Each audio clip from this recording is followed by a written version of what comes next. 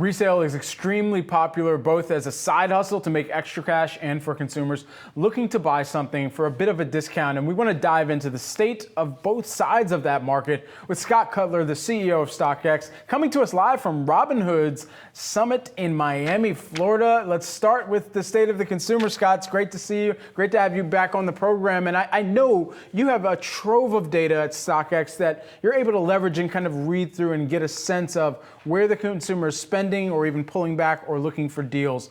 What are you seeing in your assessment? Well, we're obviously in a challenging macro environment, but I think things are positive going forward. We've had 4 years of interest rates increasing, inflation, and now I think as consumers are looking forward, it's much more optimistic. And I certainly look at that in preparation for the holiday season, but also as we provide a platform for people to trade what they love.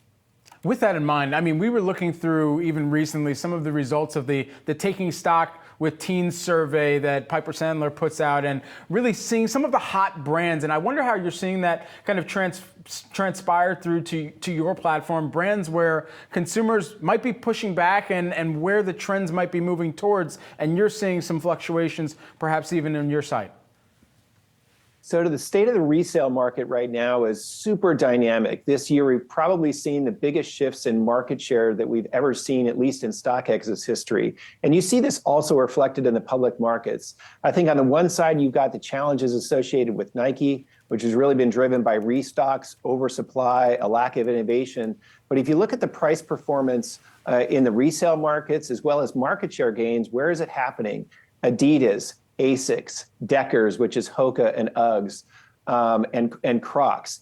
And so you're seeing really the performance of these other brands take up the market share losses of others. It's not all bad news for Nike. I think what we see working in the resale market, particularly in sneakers, is performance basketball on the back of LeBron, KD, Book One, Sabrina, as well as in the running category. And so it's a dynamic time always in the resale marketplace. But again, these shifts have been pretty significant. Yeah, Sabrina calling game last night. We certainly watched that and saw that in the WNBA finals. Of course, much more to come there. Much more to come as well for power sellers that we've been tracking within this industry, and switching gears and really focusing on some of those resellers. For those looking to make extra money selling their collectibles or sneakers, is the cautious consumer weighing on some of their potential profits right now as those consumers are looking for anywhere where they can offset some of the pricing pressures that they're seeing elsewhere? So StockX is a marketplace that reflects the dynamic nature of a real-time marketplace in all of the categories that we trade. And so, for example, right now, overall on the site, about 60% of the things that are trading right now are trading below retail. But that's not all bad news, because a lot of the sellers, and StockX is a platform that provides that economic opportunity if you're selling. Those sellers are finding opportunities between wholesale and retail.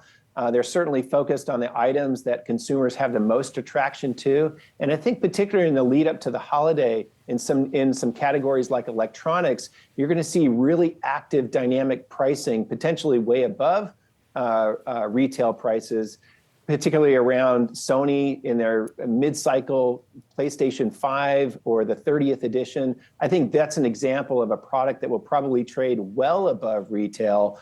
And those are sellers or resellers that will take advantage of those opportunities that consumers are going to be in high demand for those items. You know, that's a great point. And so when you think about, and the fact that you are more than just apparel and footwear, you mentioned you've got things like jewelry, you've got things like electronics as well on the platform. What would be your top tips for people who are looking to make sure that they can successfully be sellers of either inventory that they might have bought, haven't worn, looking to sell to someone else, and ultimately make sure that they see some success as well along the way?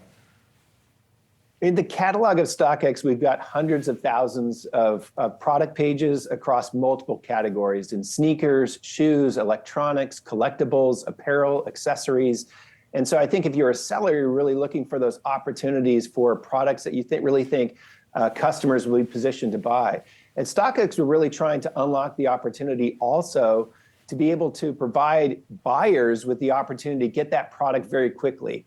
And so we launched Express Ship as an example. And here we have items, hundreds of thousands of items that have been provided to us prior to the transaction that are available for Express Ship so that buyers can get that product in just a couple of days, also from a marketplace experience. And so if you're a seller, you'll leverage that offering through StockX to be able to reach consumers quickly, particularly in the run-up for the holiday season. All right, yeah, and that certainly has expanded as well for StockX here in some of the new partnerships with Walmart. Congratulations on that. Would love to check back in on some of the results once we've been able to accumulate a few months of that partnership here. Scott Cutler, StockX CEO.